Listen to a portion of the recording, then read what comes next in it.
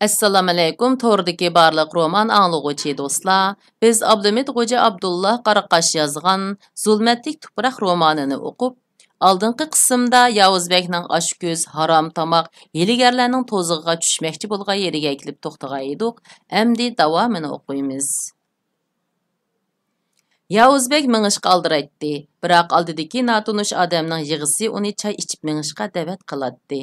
Yavuzbek namoz shamning qistab qolganligini ko'rib, patnusdagi o'ziga tava choyni bir o'tlabla ko'tarib etib, sohibxondan mingishqa o'zra so'radi.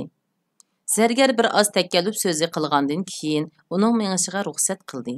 Yavuzbek namanganlik bilan qo'shishib zargar bilan do'kon uyga kirib ketdi. Bu qitim Yavuzbek oltin tilla olg'ash kelgan bo'lib, zargar uning qo'lidagi paqirab turgan 4-5 tilla oltinni ko'rib ko'ngli ichilgandek bo'ldi. U tengilarni qo'liga elib birma-bir po'ylab baqqan bo'ldi. Dal mushu paytda Yavuzbekning ichgan uyqu dorisi kuchini ko'rsatib, uning put-qo'lini bo'shatishga boshladi. Yavuzbek nima bo'lganini bilolmay, do'kon uydagi karavotda ig'ir ting'incha o'ltiribla qoldi. Onun içken uyku dorisi nihayeti güçlük bulup, onu muşu uxlatqınca bir keç gündüz uxultalaydı. Yavuzbekning bishi qiyib pişanisi terleşke başladı. Ahiri közleri yumulup karavatqa özünü qoyup etdi. Zargarning qo'rqqandan qo'ldagi oltin tillalari yerga tushib ketdi. U yugurganicha hojining hiniga chiqib, ahvolni bayon qildi.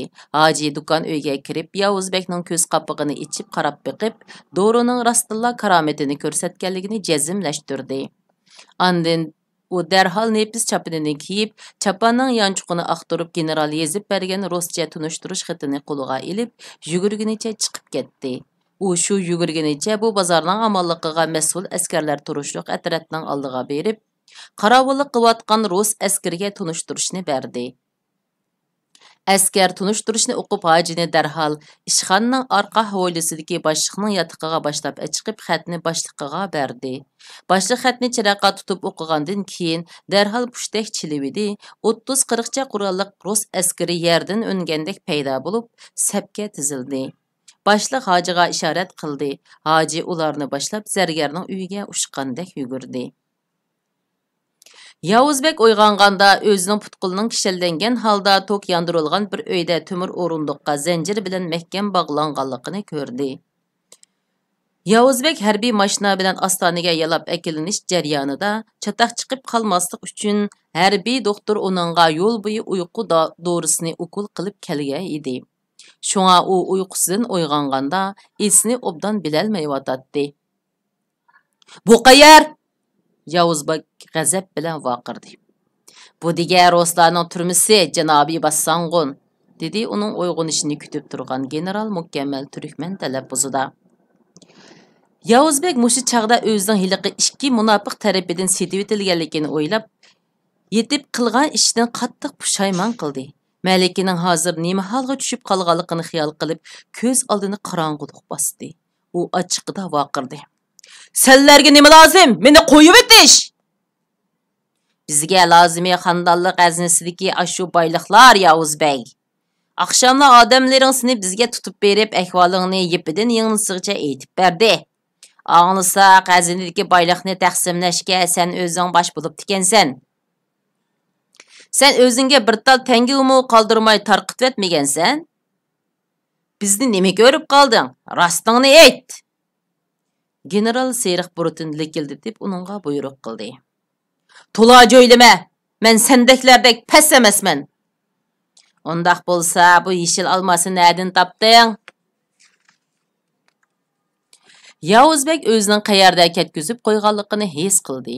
Malika kichigidan boshlab oltin javohiratlarning orasida cho'ng bo'lganligi uchun u olmosni tosh o'rinda ko'ratdi. Yavuzbek kichigidan oddiy sodda yashab kelgachga olmosning nimaligiga qiziqmaydi. U keyin olmos to'g'riliq xeli bir narsa o'rgangan bo'lsa-mu, lekin uni qo'liga ilib ko'rib baxmag'achqa, uning zodi qanday narsa ekanligini bilmaydi. Shunga u ikkisi hayotidagi bu xato qadamni besib qolgan edi. Uning ustiga Malikining ay kuni yiqilib qolg'ashqa, Yavuzbek mushu tapda Malikining amaligidan ansirab shunda tit-tit bo'lib ketayotdi. "Ey Rus amaldori, gapimga ishongin. G'azinidagi boyliqni mening tarqatqinim rost. Lekin qo'limda uncha zo'r boylik yo'q. Meni qo'yib etgin. Qo'limda barini sana beray, dedi Yavuzbek nihoyat zardi bilan generalning shumliq to'lgan chiroyiga qarab. Him, sana ishonganmi bulay? Undaqda sening qo'lingda zodi nimalar bor? Mening qo'limda bari ko'p emas, lekin menda barining hammani sana beray. Meni tez qo'yib etgin. Undaqda sen oldi bilan ularni nega yoshirib qo'yganligingni ayt. Navada deganlaring rost bo'lib chiqsa, sendek bir chuprandining kalısini ilish menga uncha zarur emas. Qani ayta. Hey Rustam Eldari, men Allohning nomi bilan qasam qilay. Meni qo'yib etgin. Sana lozimini men akilib beray. Meni kichik bola jag'lab qolgan o'xshaysan bassangun. Bo'pti, terig'ini o'rg'in. General yenidagi rus so'roqchilariga ishorat qildi. Ular go'gab kuyayotgan cho'ng bir mashni ko'tarib akirib, ichiga cho'ng bir yapaloq temir parchasini silib qizdirishga boshladi. Temir parchasi qiziganda o'tqashda qip-qizi bo'lib ketgan edi. So'roqchi uni uzun bir laxshigiri bilan qisib ilib, Yavuzbekning badiniga yaxmoqchi bo'ldi. Mushu chaqda general so'roqchini to'xtatib Yavuzbekdan qayta so'radi. Yavuzbek, bu yerdan endi o'liking chiqsa chiqudiki, hargiz tiriking chiqolmaydi. Go'shing kavob bo'lib o'lgandan ko'ra rost gapingni desang bo'lmamdi. Orlig'imiz yiroq ekan, hey amaldor. Men sen menga ishonmading. Bo'pti, taqdirim shundoq ekan. Qo'lingdan keladiganni qil. So'roqchi generalning buyrug'iga asosan Yavuzbekning usti-bishini yalang'ochlab, qiziq temir parchasini uning maydasiga yoqdi. Vashta qilgan ovoz bilan uning maydasidan oppoq bo'z ko'tarilib chiqib, uy ichini kavob yedi bir oldi. Yavuzbek dahshatli og'riq azobidan Allohu akbar deb vaqirgancha hushidan ketdi. Yavuzbek kuyik azobidan qattiq vaqirgan shu daqiqada Yavuzbekning yo'liga qarab yig'lab ilishib qolay degan Malikimi qursiqini tutquncha "Voy jon!" deb tovlab o'ltirgan quram tosh ustida yetibla qoldi. Yenidagi qora bo'ynoq Malikini tuyuqsiz o'zini tashlab olganligini ko'rib ulli qavashqa boshladi. Inik ana qora bo'ynoqning hovushig'idan yugurib chiqib, bechora Malikining to'lg'oq azobi tortayotganligini bildi-da, uni nihoyat tasdiqda yo'lab uyiga akirdi. So'roqchilar bir chilik suvni hushidan ketgan Yavuzbekning yuziga chashdi. U hushiga keldi. General uningdan gap so'radi. Yavuzbek hech qanday gap qilmadi. So'roqchilar yana qiziq temir parchasini uning badaniga chapladi. U yana hushidan ketdi. So'roqchilar uni mushu tarzda bir kech kunduz qiynadi. Uning badanida tangichilik saq yarmi qolmadi. Lekin u Allohu akbardan boshqa hech qanday gapni qilg'ili unamadi. Amroq yulanchiga Yavuzbekdan ayrilgan Malikimu saq bir kech kunduz to'lg'oq azobidan qiynalib chiqdi. Inik ana ativorli qizining atrofida paypitak bo'lib, parvonadek cho'rgilaydi. To'xtamay ko'z yishi qiladi. Әтісі түшке yaqin olamni qorong'ulik besishga boshladi. Tuyuqsiz uyning ichi kechidek bo'lib ketib, inik ana bir narsani obdan ko'rolmay, chiroq yoqishga majbur bo'ldi. Dal mushu chaqda Malika qattiq bir to'lg'oq tutish bilan oxiri bir simiz buduruq o'g'ilni to'qdi. Bu vaqt dunyoga ko'z ochdi. Qorong'ulikmi tadrijiy yo'qolib, olam yo'rishga boshladi. Yangi tug'ilgan bu vaqtning yig'isi butun tog' turani bir oldi. Tağ şamını bu vaqtning yig'a ovozini qiya jilg'ilardan atılıb deb, hussiz yatgan Yavuzbekning quliqiga bilinmas anglatdi. Yavuzbek o'g'lining yig'a ovozini anglagandek bo'lib, asta-asta hushiga keldi. U bolasining yig'a ovozidan kulib ketdi. General so'roqxonaga kirib keldi. U kechidan Yavuzbekni so'roq qilaman deb tun yerimigacha bu yerda turg'ashqa, ko'zlari uyqusizlikdan qizilib, qapoqlari to'mpiyib ketgan edi. Shu topda u beayni bir ko'ziga qon tushgan cho'shqig'ila o'xshab qolgan edi. Yavuzbek yilimi to'mir o'rindiqda zanjir kishanlar bilan bog'liqlik turatdi. General shunda qovul badallik Yavuzbekning bir kechidala mushundaq echinishlik bir holatga kelib qolganligidan ko'rib, hayron qoldi ham uning kuyib kavob bo'lib ketgan tinidan yergangandek bo'ldi. So'roqchilar generalga beshini chayqab, uningdan hech qanday javob chiqmaganligini aytishdi. General Yavuzbekning oldiga kelib tuyuqsiz bir gapni qildi. Bassangun, Malika Kunchichakni siz bilan birga bo'lishi mumkin degan xabar bugun saharda qulqumga kirib qoldi. Bu rostmi? Yavuzbekning qo'rqqan ishi oxir yuz berdi. Endi u Malikaning bexatarligidan ansirashga boshladi. İşlarmı bargan siri yamonga qarab o'zgarib Agar men boyliqni ne yuşurganligimni deb bersem, rastilla meni qo'yib beramsan. Yavuzbekning har bir eg'iz gapi uning lavlaridan aran chiqatdi. Shunga u Yavuzbekning past ovozdagi gapini obdan anglay olmadi. Nima deding? Yana bir degina. Boyliqning o'rnini deb bersam, rastilla meni qo'yib beramsan. General oxir uning gapga kirganligidan intayin xushal bo'ldi. U ko'nglida seni mushi sisigan tining bilan qo'yivetsam-mu, qo'yivetmisam-mu, atiga qolmay baribir o'lib ketsan. Hey bichora boyqush, deganni o'ylab uning ahmoqligidan kulib ketdi. Albatta qo'yib beraman, qani aytda. Gaping rostmi? Rost bo'lmamdigan, rost. Manga bir yutum su. Uningga su beringlar. Yavuzbek suni eg'iziga ololmadi. Chunki uning bo'ynini oldiga egalgudek yoki eg'izni cho'ngroq ochalgudek mag'durumi qolmagan edi.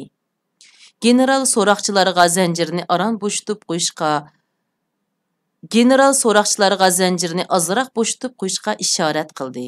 Chunki general uning eg'izidan amdi gap olay deb turganda, uning tuyuqsiz nafasdan qilishni xohlamaydi. So'roqchilar uni azroq bo'shtib qo'ydi. Yavuzbek amdi bo'ynini bo'shroq so'zib, suni og'ziga ilib bir qancha yutum yutaladi. So'zimni esinglarda tutinglar. Janubiy chegaradagi Xon yayliqini bilamsizlar? Yavuzbekning ovozi bargan siri tushib ketdi. General uni o'lib qoldigan bo'ldi deb o'ylab, qilib jiddiylashguncha darhol doktorga odam chiqardi. Yavuzbek, g'ayrat qiling, gapingizning oxirsini deng, dedi general Yavuzbekning eg'iziga quloqini yaqin akilib. Xon yaylig'ida bir qadimiy mozor bor. Shundoq, ko'n bir mozor bor. Shu mozorning g'arbida, nerisida. General nima gap ekanligini aniq anglay olmay, quloqini Yavuzbekning eg'iziga chaplaganchilik qildi. Bassangun, mozorning g'arbining qayerda? Dal shu vaqtda Yavuzbek tuyuqsiz shundaq bir kuchga kelib, beshini oldiga sunibla xuddi bo'ra o'ljisining ajallik bo'ynini eliyotgandek, Tunguz generalning gelini og'ziga kappita elib oldi-da, bor kuchi bilan qattiq tishlab, qavonning po'kinini qo'yib etmadi. Daqiqa ichida generalning qo'lidagi tapancha yerga tushib ketib, ikki qo'li bo'g'izlangan kaptarning qantidek havoda titrab, laylashga boshladi. Yavuzbek aslida bir tishlashdilar generalning bo'yin arteriyasini uzib bo'lg'ashqa, ahmoq general yinida ilib yurgan yeshil almosga qarashqimi ulgurolmay jon taslim qilgan edi. Yandagi so'roqchilar nima qilishni bilolmay, yandagi tapanchini ilibla Yavuzbekning beshiga qartib o'q atdi. Yavuzbek o'q ovozdan cho'chib yonga qarab edi. Malika Kunchichak ishik tuyida uningga qarab qo'lini sunug'unicha kulib turibdi. U o'rindan asta turib Malikaning oldiga bordi. Malika uni bag'riga ching bosdi. Yavuzbek xuddi ilgirgi o'xshash Malikani to'g'risiga ko'tarib olganicha bu yerdan yiroqlab ketdi. Yavuz Beyning chekisidan shirildab chiqqan qip-qizil qon uning quloq yumshig'idan eqib, shahidning butun badanini yuyib chiqdi. Andin put barmoqlari orasiga kelib, birdam to'xtab, shahid bilan vidolashgandan keyin udul shahid dasigan tuproqqa singib ketdi. O'q Yavuz Begning chekisidan teshib kirib ketdi.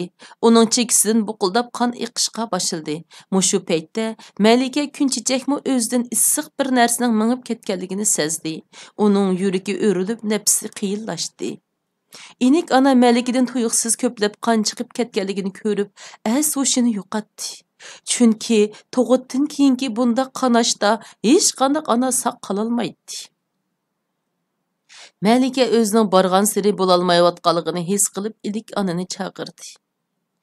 Ana, men bo'lolmadim. Inik ona ho'ngrab yig'lab ketdi. Jinim qizim. Ana, Yavuzbek meni chaqiryapti. Ha, bolam. Yavuzbekning bolaning ismini Pashshaxon qo'yg'isi bor edi. Shundoq bolam. Inik ona yomg'ir kabi yosh to'katdi. Endi yig'lamang ona. Mendan rozi bo'ling. Ming martaba rozi bolam. Men yig'lamadim.